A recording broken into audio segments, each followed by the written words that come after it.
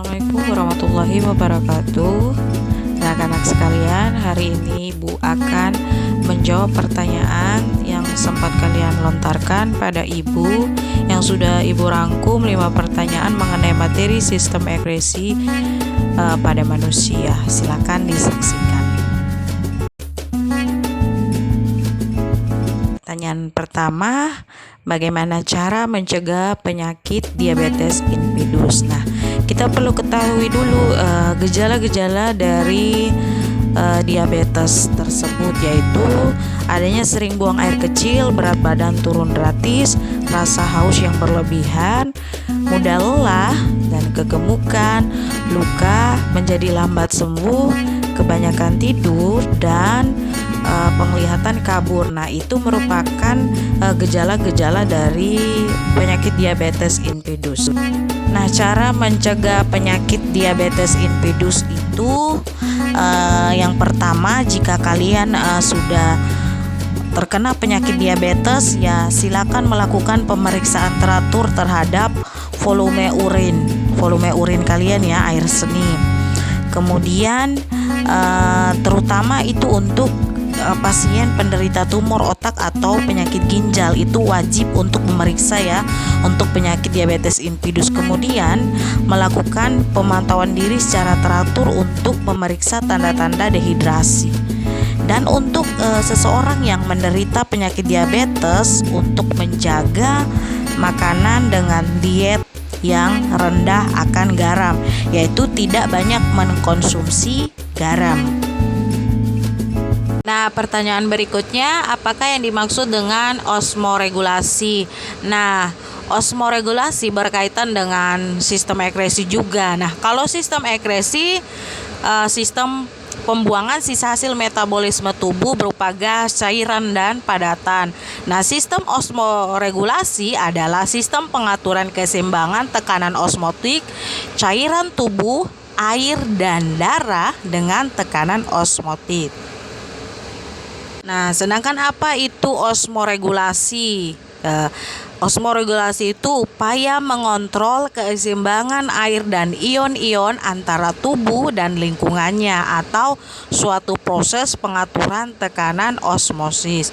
Nah, osmoregulasi penting dilakukan karena beberapa hal, antara lain karena harus terjadi keseimbangan antara substansi tubuh dan lingkungan, ya. Jadi, suatu fungsi fisiologis yang membutuhkan energi yang dikontrol oleh penyerapan dari ion-ion yang melewati beberapa bagian tubuh lainnya. Kemudian dikontrol oleh pembuangan yang selektif terhadap garam-garam. Nah, untuk kemampuan osmoregulasi bergantung suhu, musim, umur, kondisi fisiologi, jenis kelamin, dan perbedaan genotip. Itu singkat definisi dari osmoregulasi. Nah, kemudian pertanyaan ketiga, apakah yang dimaksud dengan glomerulus? Nah, glomerulus itu sendiri adalah organ yang berada di ginjal dan sangat penting dalam proses pembentukan urin. Jadi dia berkaitan juga dengan ginjal, sangat berkaitan. Nah, glomerulus dia membantu tubuh untuk penyaringan cairan yang sekiranya masih dibutuhkan dan mana yang tidak perlu dibutuhkan. Jadi yang tidak dibutuhkan akan dikeluarkan berupa urin di dalam tubuh. Nah, pertanyaan yang keempat, mengapa ginjal dibungkus oleh semacam selaput yang disebut kapsul? Nah, ginjal itu dibungkus oleh jaringan ikat tipis dan mengkilat yang disebut kapsula fibrosa. Yang Anda maksud kapsul itu. Nah, ginjal dan di luar kapsul ini terdapat jaringan lemak perirenal. Nah, lapisan lemak ini dia berfungsi untuk membantu menempel ke ginjal di dinding rongga perut supaya benturan bisa direndam. Nah, ginjal dia memiliki 3 lapisan, dimulai dari yang terluar, ada korteks. Nah, korteks ini dia tersusun atas suatu kapsul dari jaringan serabut. Pada korteks dia mengandung banyak nefron yang terdiri dari badan Malpighi, tubulus cortotus proximal, dan tubulus cortotus distal.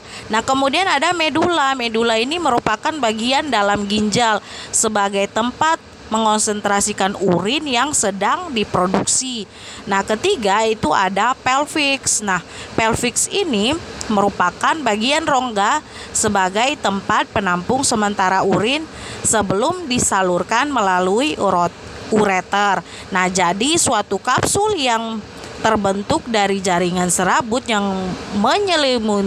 menyelubungi ginjal adalah korteks. Nah, itu mengapa ginjal memang harus dibungkus oleh selaput, karena memang 3 selaput itu fungsinya sangat penting untuk perlindungan terhadap ginjal kita manusia ya. Untuk pertanyaan yang terakhir, bagaimana cara mekanisme pembentukan urin dan tahapan agar mudah dimengerti? Nah, sebelum dijelaskan mekanisme pembentukan urin, perlu kita ketahui terlebih dahulu anatomi dari sistem perkemihan manusia. Nah, kalian bisa lihat pada gambar di samping ada anatomi sistem perkemihan manusia. Yang pertama itu ada ginjal, ureter, kandung kemih, dan uretra. Nah, yang pertama itu ada ginjal. Tentunya kalian sudah tahu apa itu ginjal. Nah, ginjal merupakan organ penting dalam pembentukan urin. Nah, 2 organ berbentuk kacang ini dia terletak di bawah tulang rusuk dekat bagian tengah punggung. Nah, ginjal juga memiliki beberapa fungsi. Salah satunya dia membuang limbah dan cairan berlebih dari tubuh. Nah, kemudian ada ureter. Ureter ini merupakan 2 tabung kecil yang bertugas membawa urin dari ginjal ke kandung kemih. Nah, otot-otot di dinding ureter biasanya akan terus mengencang dan mengendur agar urin dia turun dari ginjal. Nah, jika urin kembali naik atau dibiarkan saja atau kalian menahan pipis, akan terjadi infeksi ginjal ya. Jadi untuk menahan ginjal ini peran ureter sangatlah penting untuk kalian tidak menahan-nahan urin saat sudah waktunya untuk membuangnya. Yang ketiga ada kandung kemih. Nah, kandung kemih ini dia merupakan organ berongga yang berbentuk segitiga dan berada di perut bagian bawah.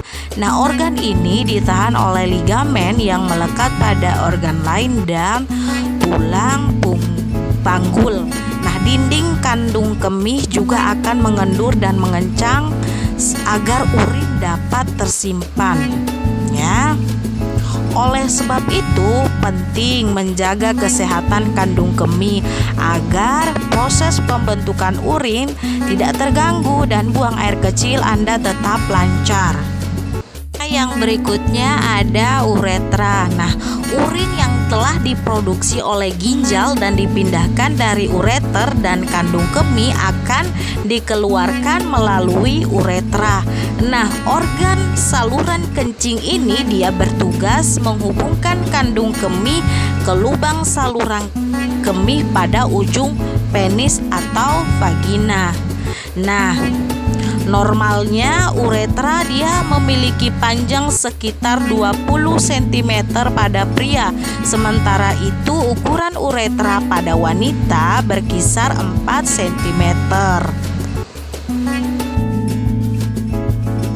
Nah, setelah kalian memahami 4 organ sistem perkemihan tadi, kita masuk pada proses pembentukan urin. Nah, di sini pembentukan urin biasanya terdiri dari 3 tahap, yaitu filtrasi, penyaringan, reabsorpsi, penyerapan kembali, dan augmentasi atau sekresi, yaitu pengumpulan.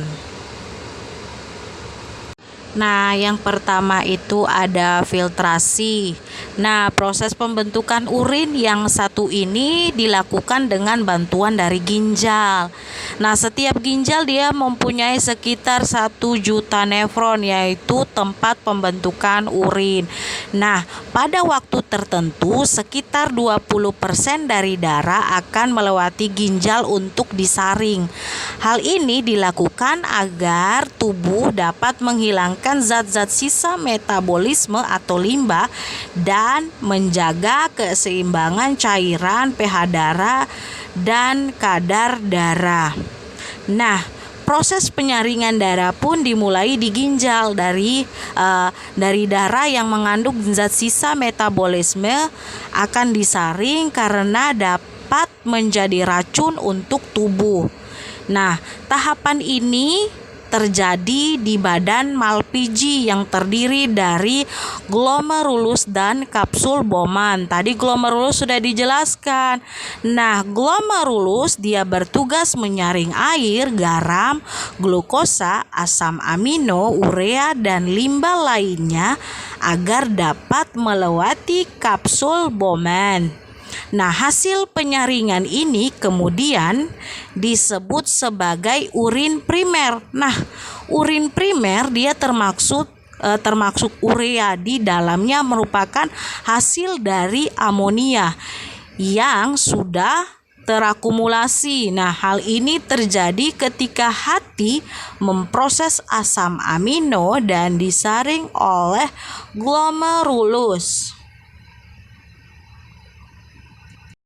Nah, yang tahap berikutnya reabsorpsi. Nah, setelah tahap filtrasi, proses pembentukan urin selanjutnya adalah reabsorpsi, yaitu penyaringan ulang. Nah, sekitar 43 galon cairan dia melewati proses filtrasi. Nah, sebagian besar akan diserap kembali sebelum dikeluarkan dari tubuh. Nah, penyerapan cairan tersebut dilakukan di tubulus proksimal nefron, tubulus distal, dan tubulus pengumpul. Nah, air, glukosa, asam amino, natrium, dan nutrisi lainnya diserap kembali ke aliran darah di kapiler yang mengelilingi tubulus. Setelah itu air bergerak melalui proses osmosis, yaitu pergerakan air dari area yang terkonsentrasi tinggi ke konsentrasi lebih rendah. Hasil dari proses ini adalah urin sekunder. Nah, pada umumnya semua glukosa akan diserap kembali. Namun hal ini tidak berlaku pada penyandang yang terlibat penyakit diabetes karena glukosa berlebihan akan tetap dalam fitrat ya.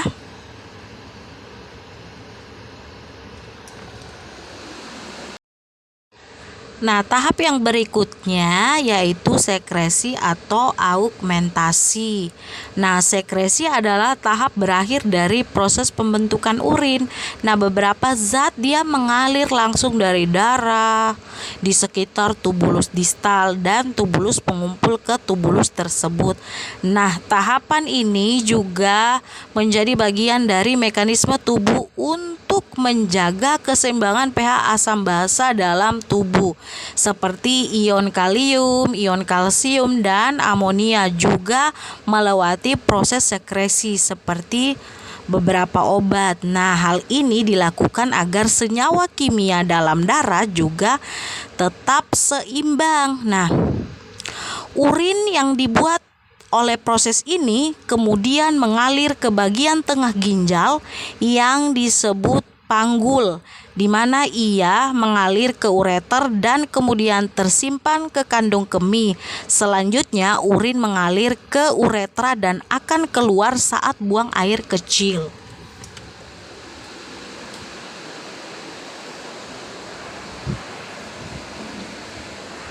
Nah, itulah beberapa tahapan dalam proses pembentukan urin. Kuncinya kalian agar dapat memahami dengan jelas, kalian perlu juga mengartikan beberapa kata-kata sulit dalam organ-organ ginjal agar dapat mengetahui 3 tahap ini ya. Demikian penyampaian Ibu, kurang lebihnya mohon maaf. Wassalamualaikum warahmatullahi wabarakatuh.